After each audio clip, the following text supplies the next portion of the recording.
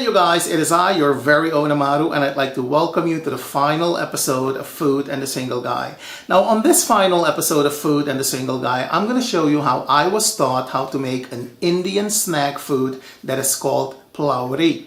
Now, depending on where you live in India or the Caribbean or Guyana or Suriname, you will find that people pronounce this differently. For instance, in Indian-speaking Caribbean nations, they would say Phulawri. In my country, the Indian people would say Phulawri, the correct way, or Phulawri, with less of an R sound. And also, depending on where you live or where you're having this snack food, you will find that it is made somewhat differently.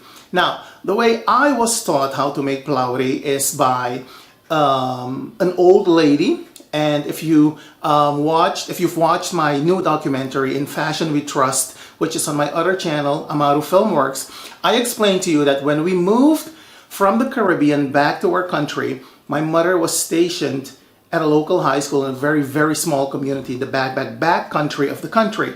Okay, there were no malls, no shoe stores, no boutiques, no nothing. It was just us and a lot of farming people. And one of the neighbors was friends with my mother, and her mother was the daughter of first-generation Indians who migrated from India on the Lalaruk, which was a vessel, a ship that transported people from India to British colonies in South America, the Caribbean, that sort of thing. And we used to call this lady Nani. Nani, by the way, means grandmother. And I think, if I'm not mistaken, Nani is the grandmother on your mother's side. And Aji is the grandmother on your father's side. I'm sure my Indian friends will let me know in the comments. But Nani taught me how to make Phulawri. And her recipe is what I'm going to share with you because it is very authentic. And that is the way I remember eating Phulawri in my country.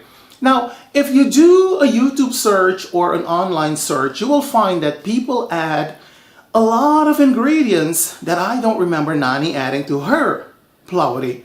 You will find that people will add flour, baking powder, a boiled potato, parsley, all sorts of things that the recipe, in my recollection, doesn't call for.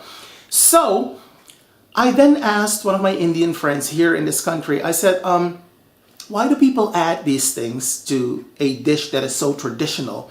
And then she said, back in the day, people would grind the yellow split peas in a gigantic mortar, and they would use a gigantic pestle like a broomstick, and they would stump it to grind it, to turn it into a fine paste.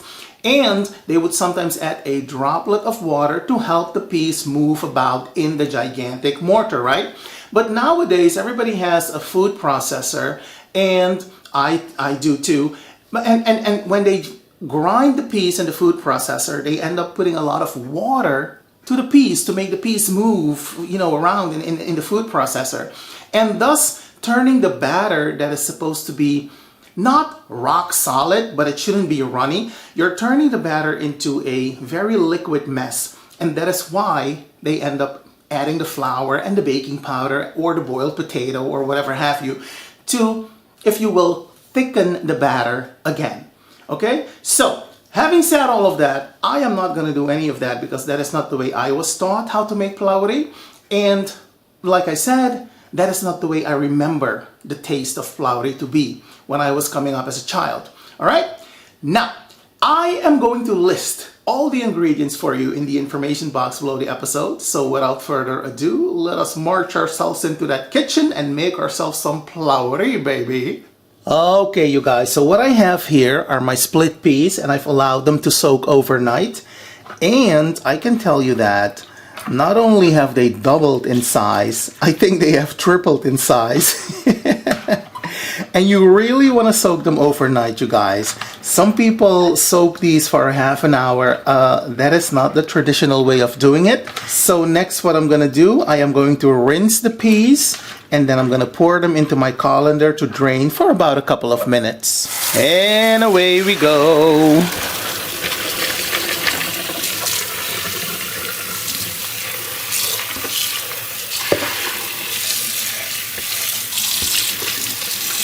All right, you guys, this will do.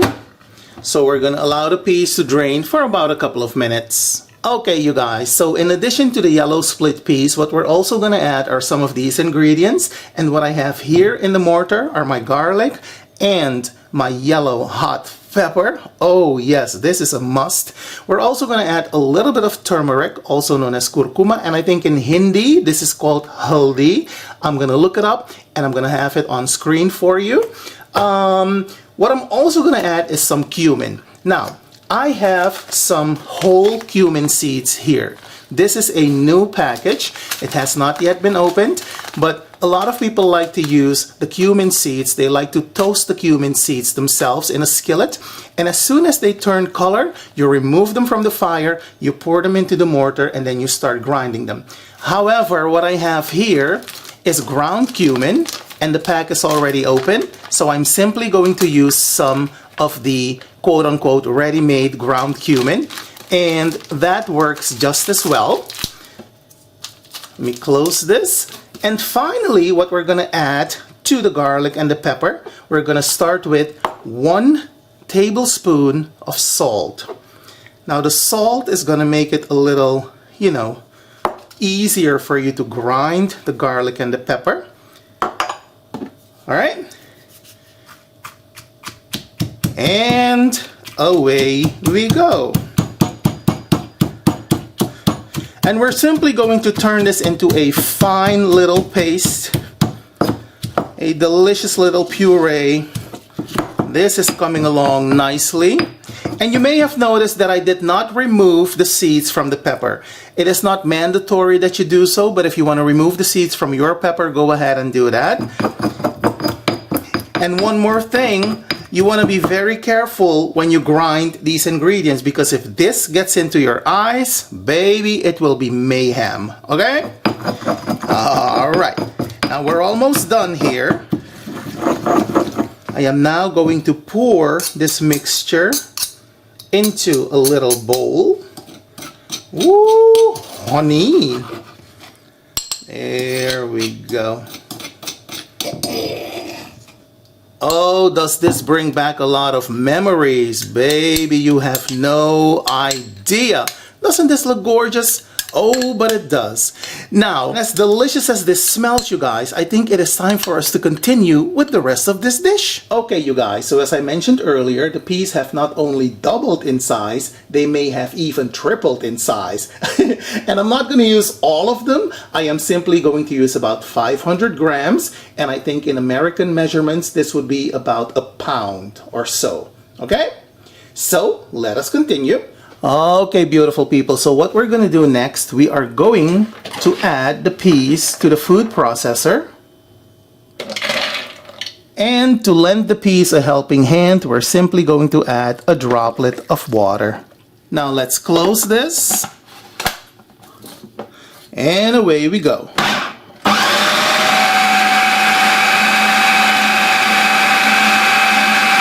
Okay, you guys, the peas are all done. They are nice and fine. We are now going to pour them into a bowl. Now, to get the peas to this consistency, you will have to blitz them for about 5 to 7 minutes on medium speed. All right? So next, we are going to add the spice mix that we prepared earlier. And away we go. Honey. Yes, baby. So to this, we're going to add 1 teaspoon of the jeera or cumin, and we're also going to add about half a teaspoon of the turmeric. There we go. And yes, next what we're going to do, we are simply going to mix the whole lot together. Just like so. Now in our country, we have a vegetable that is called taro leaves. And in the previous episode of Food and the Single Guy, I have shown you on screen what the taro leaves look like. These are the big heart-shaped leaves. And some people like to finely chop a couple of those leaves and add them to the peas for some color.